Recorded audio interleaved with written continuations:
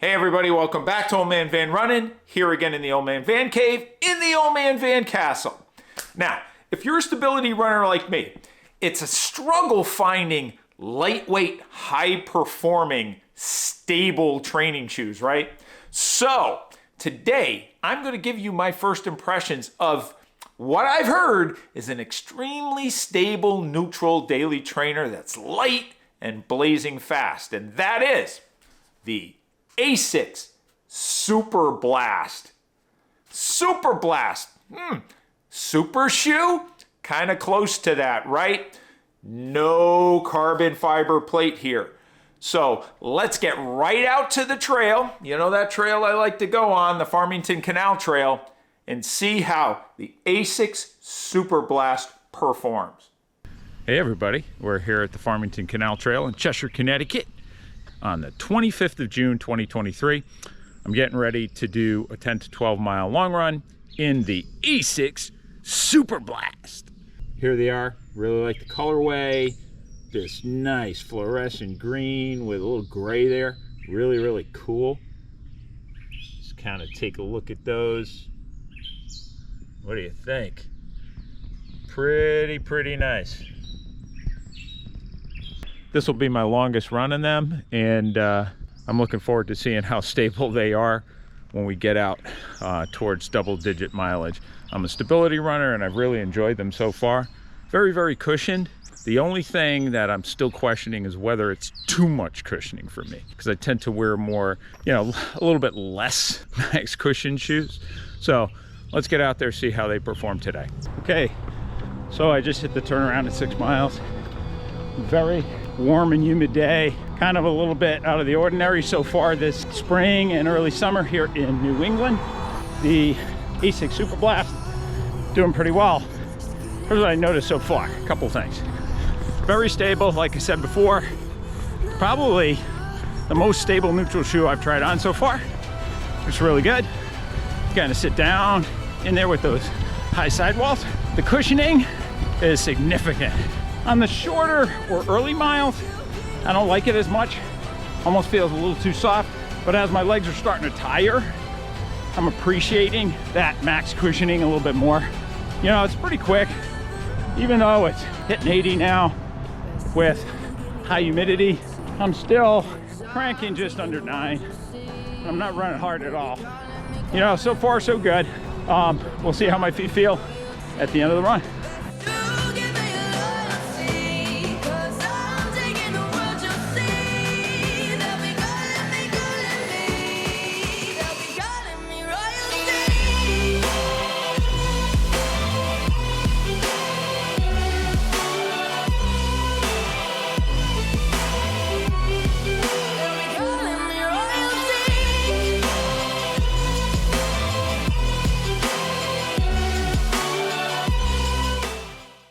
So excellent run out here today on the 25th of June on the Farmington River, or the Farmington Canal Trail in Cheshire. Did 12 miles in the Asics Superblast. They did really well. Second half of the run, as my feet were getting tired, I appreciated the cushioning a little bit more than I did the first half of the run. Started to get a little firmer the second half of the run. Maybe that's just because my feet were tired, but all in all, a good run. Early on miles, maybe a little too soft, but we'll talk about that in the first impressions review. So great day out here, acclimating to finally some summer-like weather here in the Northeast. So, okay, we're back. Couple of really good runs out there in the Asics Superblast. Old Man Van's got over 35 miles in this shoe. Variety of runs all the way from slow and easy up to 12 miles. Varied paces. I think I have enough information to give you a really good first impressions review. So with that in mind, let's get right into the details. First of all, the numbers. Starting with price. Hefty price. The Asics Superblast comes in at $220 US as the suggested retail price. That's extremely high. That's in the ballpark of the super duper carbon fiber racing shoes. This shoe does not have a carbon plate or a nylon plate. It's a daily trainer. So the question's gonna be, is this shoe worth such a high price tag? So when we get to my ratings, you'll see what Old Man Van thinks about that. Now to weight. The Asics Superblast only weighs 8.4 ounces in a men's size 9 or 238 grams. And that's crazy. Look at how much midsole foam is underfoot here. For this shoe to be this light with that much foam is just kind of blows my mind. And speaking of that stack height, you've got 45.5 millimeters of midsole foam in the rear foot, 37.5 in the forefoot. That gives us a heel to toe drop of 8 millimeters, which you know I like. This is just a crazy amount of stack height in this shoe. Crazy. That's way over the 40 millimeter limit for world-class racers. But, you know, average Joes and Jills like us, we can get away with stack height that high if we were to race in this shoe. But man, that's just a crazy, crazy, crazy amount of midsole.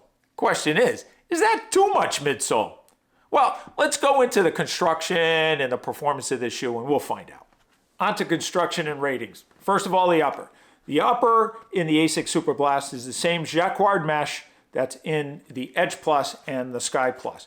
It's a very flexible, pliable, light, thin, breathable upper. There is right here internally some reinforcement in the toe area, which is typical. That's for durability. There's pretty much no overlays. Even the logo pretty much isn't much of an overlay at all. So no additional structure added to that upper. It's unnecessary.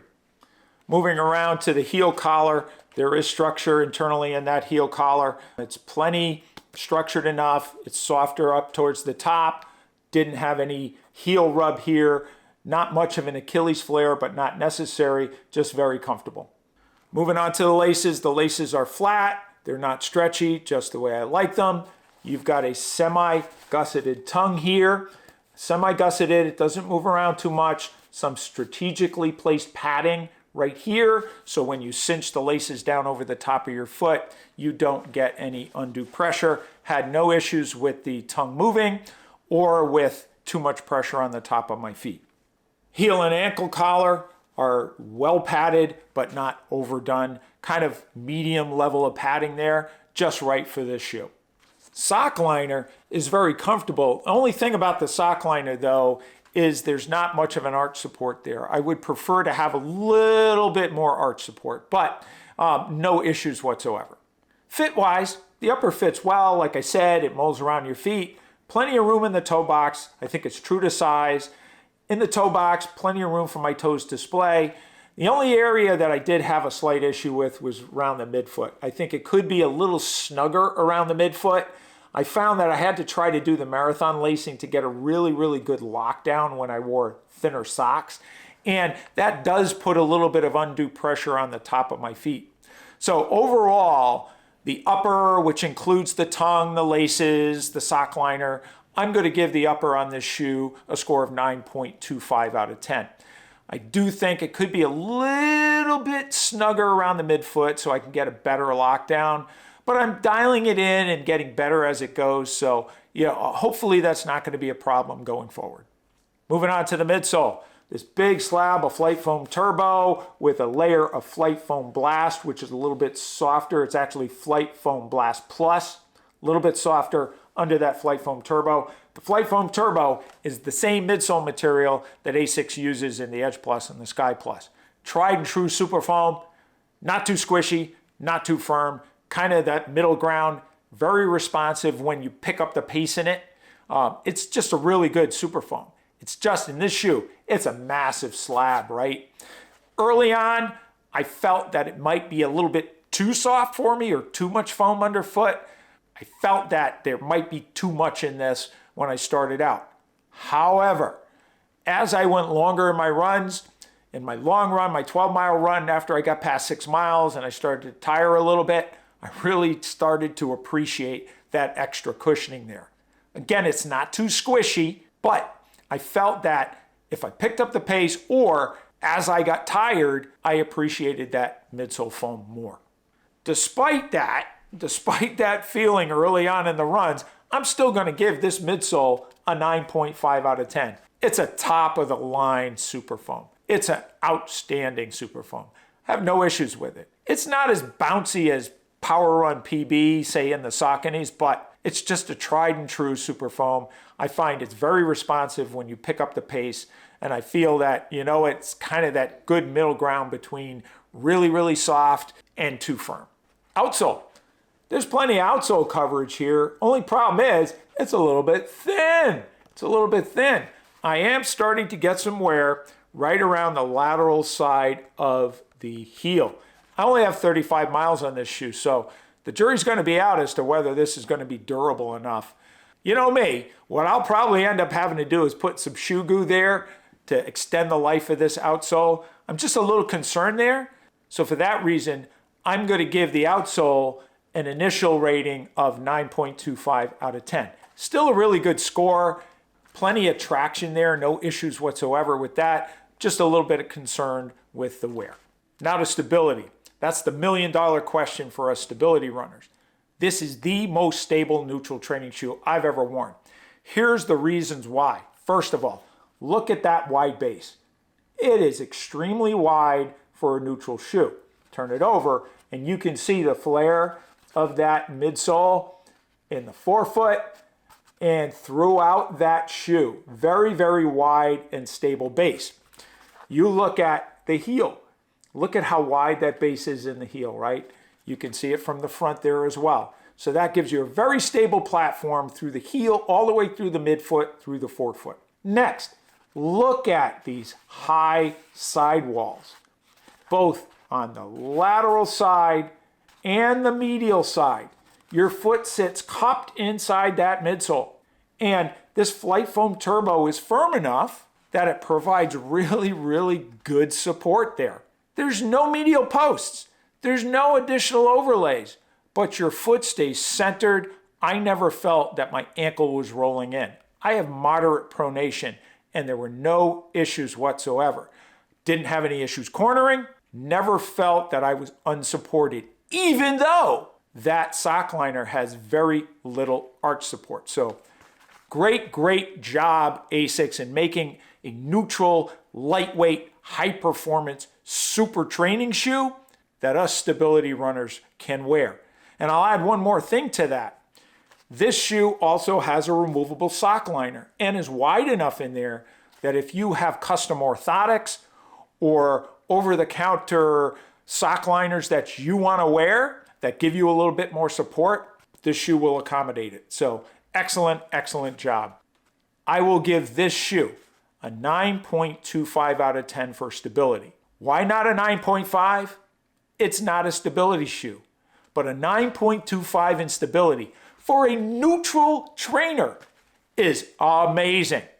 So great job, Asics. On to performance. This shoe performs extremely well. I've taken it, as I mentioned, on a variety of runs, slow and easy, all the way up to long, and I picked up the pace a little bit. This shoe is extremely light for the amount of stack height. It's got that super foam in it, that Flight Foam Turbo and Flight Foam Blast Plus. Just a great combination. This shoe is very stiff, even though there's no carbon plate. It's got this nice rocker, but it's not overdone. It's just a very smooth ride through the transition. As you pick up the pace, that's where that Flight Foam Turbo really shines. As you pick up the pace, gets a little firmer, gets a little bit more responsive, your turnover just gets quicker and quicker. I found that it was almost effortless to pick up the paces in this shoe. This shoe, I think, is an extremely versatile shoe. I think it's a shoe that you can take short and easy runs, long runs, you have that cushioning there to save your legs, but you can also pick up the speed, and you can also, I think, race in this shoe. This might be the shoe for somebody who, doesn't want a carbon fiber shoe, maybe that's too stiff, but wants a shoe they can train in a bit and race in a bit. And I think this shoe will do a great job. I actually think this would be an outstanding marathon shoe for many folks out there. So for those reasons, I'm going to give the Superblast a score of 9.5 out of 10. Just outstanding, versatile performance in this shoe. Now to overall comfort. As I mentioned, there's a few things that, like the fit in the midfoot and the sock liner not having enough arch support that, I'd like to see a little bit more of. That being said, this is one of the most comfortable shoes that I've ever put on my feet. For long runs with that midsole, it just saves your legs. I felt really good at the end of that 12 miles. I didn't feel beat up whatsoever. So even with those tiny little things there that I mentioned, I'm still going to give this shoe a 9.5 for comfort. It's just a very comfortable shoe. I think it's a shoe that I'm going to reach for a lot when I really want to save my legs and I just want to have a nice cruise and maybe be able to pick it up a little bit. But even on those days when I want to pick up the pace but don't want to beat up my feet, this is going to be the deal. That brings me to the last category, value. As I mentioned, this shoe is expensive, $220 US. Personally, I think for a training shoe, even a super training shoe like this, I think the max price should be $180 US or $190 US. It should be just a tier below the super duper carbon fiber racing shoes. I think the questions for me are specifically around durability of that outsole. If this outsole doesn't last, for someone who's shelling out that much money for a shoe that they can train in and race in, it's not going to last long enough. If it lasts 150 miles or 200 miles, to me that's not enough to warrant such a high price tag. For that reason, I'm going to give this shoe an 8.5 out of 10 for value. I just think if this outsole is not durable enough, it's going to be difficult to justify to anyone to spend this kind of money on a shoe that they're only going to get 150 to 200 miles out of. Just doesn't make sense to me. Even with all the amazing performance and comfort and everything about this shoe is great except for that. I hope I'm proven wrong. I hope my concerns about that outsole are unfounded. We shall see at the 100-mile review. But Asics, you've done an excellent job with this shoe. Just make sure that it's durable enough to warrant such a high price. So overall, the Asics Superblast comes in at 9.25 out of 10. Outstanding score. I'm really impressed with the stability of this shoe. I'm really impressed with the overall performance of this shoe. Everything about it I like, except for a few minor things, I think. It's just a great shoe. Question's going to be, is it durable enough, right? And I hope those concerns are unfounded. If so, this score is going to go up. So thanks for watching this video. If you liked it, as always, make sure you hit the thumbs up button. If you haven't subscribed already, make sure you hit the subscribe and the notification bell so you'll get notified when more videos are posted. Please leave plenty of comments. Comments always help the channel. And also, if you really like the channel and you have friends and running pals that you think might be interested in Old Man Van running, please, by all means, let them know so they can subscribe as well. So thanks again, and remember, lace up those shoes and let's get out on the roads.